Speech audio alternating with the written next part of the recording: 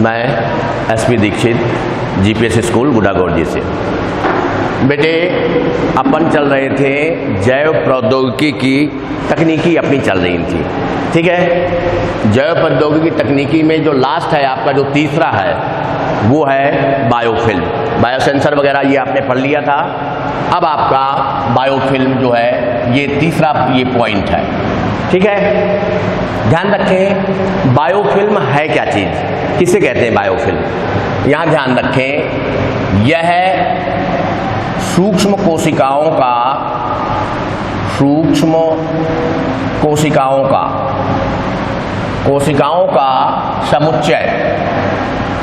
समुच्चय है, ठीक है। सूक्ष्म कोशिकाओं का समुच्चय है जो किसी आधारीय सतह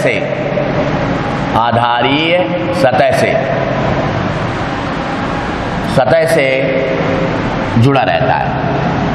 जो आधारीय सतह से क्या रहता है, जुड़ा रहता है। समझ में आया। और उसी को ही अपन क्या बोल देते हैं, उसी को अपन बोल देते हैं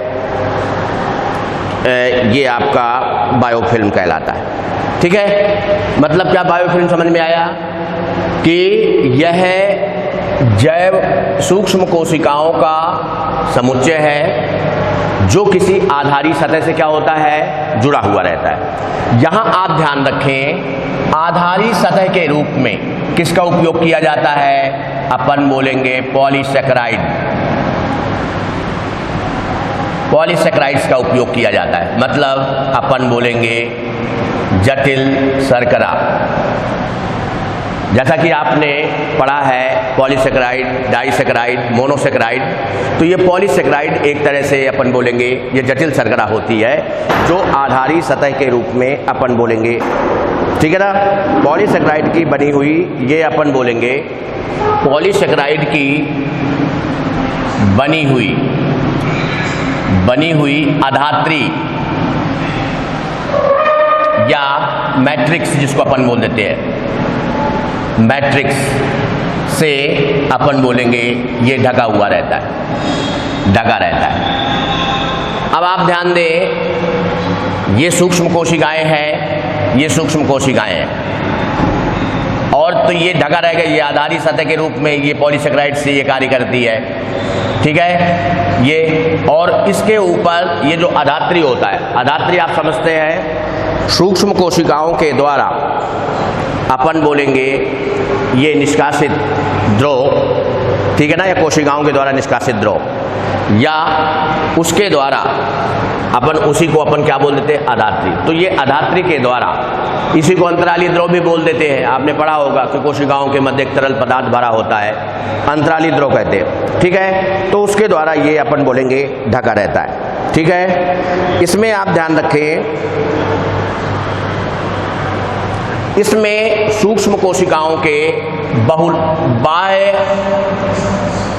बहुलक पदार्थों के रूप में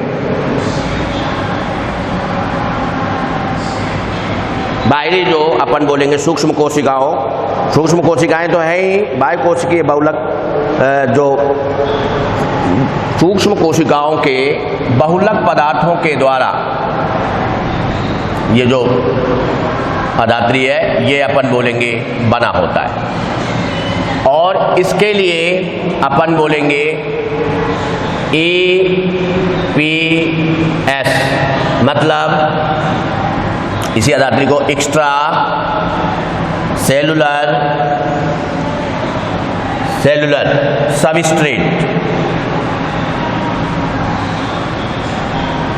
ये अगर आपके से पूछा जाता है कि EPS का फुल फॉर्म क्या है, तो एक्स्ट्रा सेलुलर सबस्ट्रेट के रूप में अपन बोलेंगे ये पाया जाता है, ठीक है। इनका निर्माण प्राकृतिक अथवा इनका निर्माण प्राकृतिक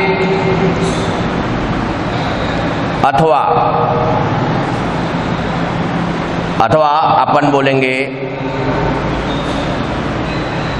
मतलब नेचुरल तौर पर भी इनको अपन बोलेंगे देख सकते हैं, और नेचुरल के अलावा अगर इसमें अगर अपन देखें तो आप ध्यान रखें, मतलब रूपांतरित वातावरण, रूपांतरित वातावरण के दौरान अपन बोलेंगे इसका, ये इसको देखा जा सकता है। ठीक है, दोबारा सुन लो, ये समुच्चय है, किसी आधारी सतह से जुड़ा होगा, उसके रूप में क्या होगा, जटिल शर्करा। ठीक है, पॉलीसेकेराइड की धात्री की बनी होती है, या धात्री किसका बना हुआ होता है, ये आप ध्यान रखें। सूक्ष्म कोशिकाओं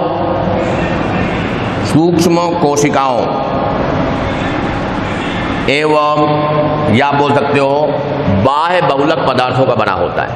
बाह्य बहुलक पदार्थ मतलब मैंने आपको बताया EPS, जिसको अपन क्या बोल देते हैं, एक्स्ट्रा सेलुलर सबस्ट्रेट।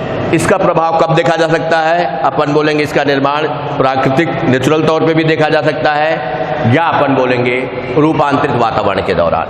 अब इसके आप कार्य सुन लीजिए, इसका कार्य क्या है। फर्स्ट ऑफ ऑल आप ध्यान रखें, यह जो है इसका उपयोग अपन बोलेंगे अपशिष्ट जल उपचार, अपशिष्ट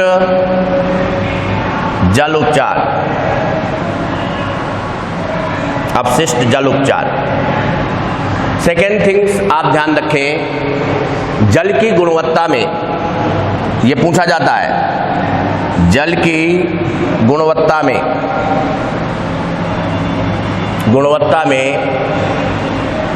अचानक परिवर्तन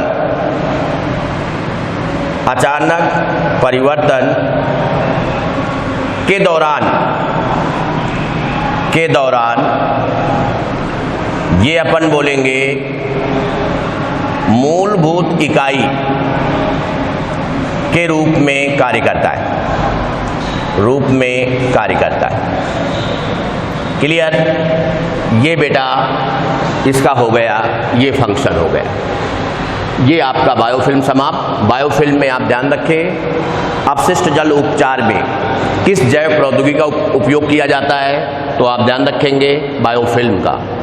या जल की गुणवत्ता में अचानक परिवर्तन के दौरान किसका उपयोग किया जाता है, या जल की गुणवत्ता में अचानक परिवर्तन का पता लगाने के लिए किसका उपयोग किया जाता है, तो आप ध्यान रखेंगे बायोफिल्म का उपयोग किया जाता है। क्लियर। ये आपकी जो जैव प्रौद्योगिकी की जो युक्तियाँ थीं वो आपकी समाप्त हुई। अब आपकी इसमें है भारत में जैव प्रौद्योगिकी। अगला पॉइंट है, ये नया पॉइंट है आपका कि भारत में जैव प्रौद्योगिकी कब शुरू हुआ, कब क्या हुआ। भारत में जैव प्रौद्योगिकी, भारत में जैव प्रौद्योगिकी, क्लियर।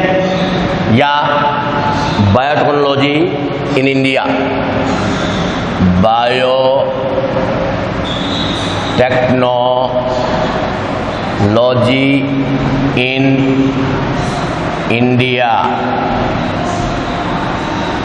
ध्यान रखें, इसमें अगर अपन देखें सन 1982 में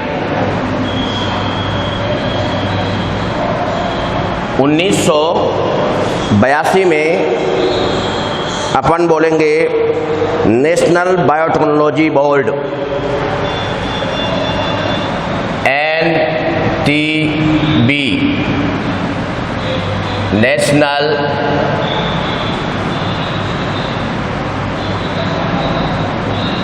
नेशनल और इसमें आपका NBTB,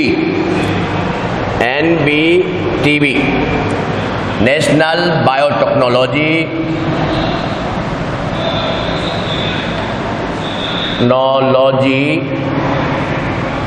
नेशनल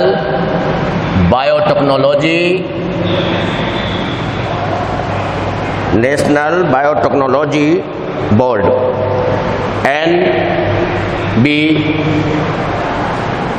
NBTB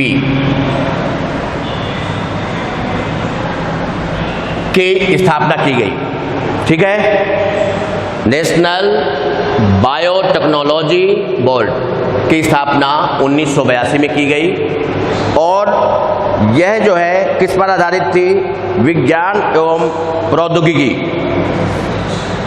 विज्ञान एवं प्रौद्योगिकी के अधीन था।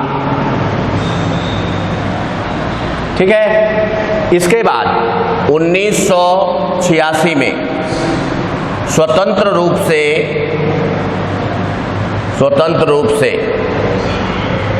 स्थापना की गई इसकी। ठीक है। और 1986 में जब इसकी स्वतंत्र रूप से स्थापना की गई तो DBT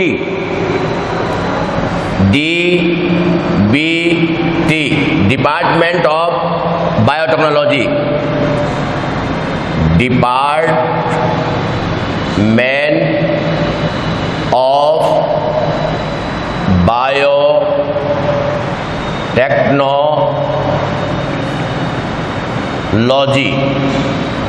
ये स्वतंत्र रूप से अपन बोलेंगे 1986 में ये स्वतंत्र रूप से अपन बोलेंगे ये कार्य करने लगी DBT। समझ में आया? इसके बाद अगर अपन देखें तो भारत में निम्न केंद्र निम्नलिखित हैं।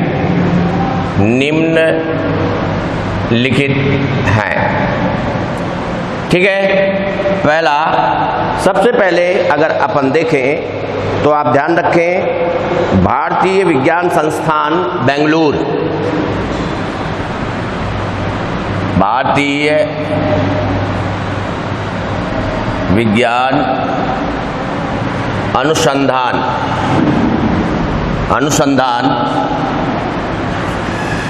बेंगलुरु। क्लियर? भारतीय विज्ञान संस्थान बेंगलुरु।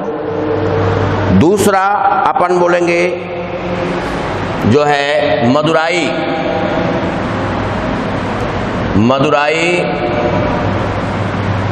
कामराज विश्वविद्यालय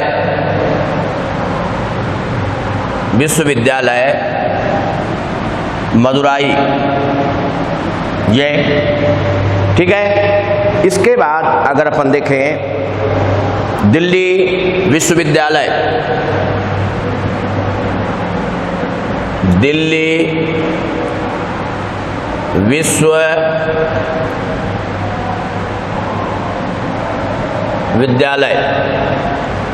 दिल्ली। ठीक है। यहाँ पर अपन बोलेंगे इनके अलावा। इसके साथ साथ अगर अपन देखें बोस संस्थान, ध्यान रखें, बोस संस्थान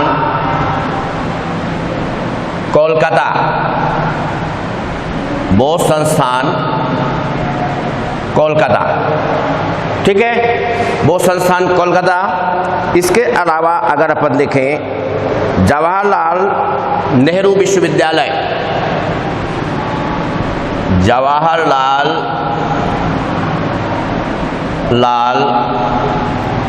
नेहरू विश्वविद्यालय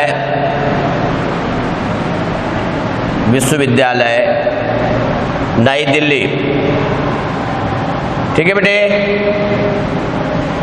ये अपन बोलेंगे, ये जितनी जो मैं आपको संस्थाएं बता रहा हूँ ये सब अपन बोलेंगे बायोटेक्नोलॉजी से अपन बोलेंगे ये संबंधित थी।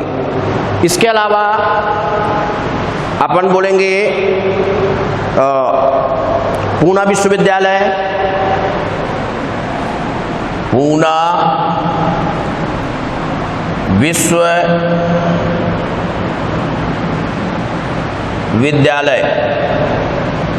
पूना।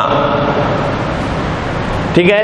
पूना विश्वविद्यालय पूना, इनकी अपन बोलेंगे स्थापना की गई। Okay, thank you. से अगले वीडियो में।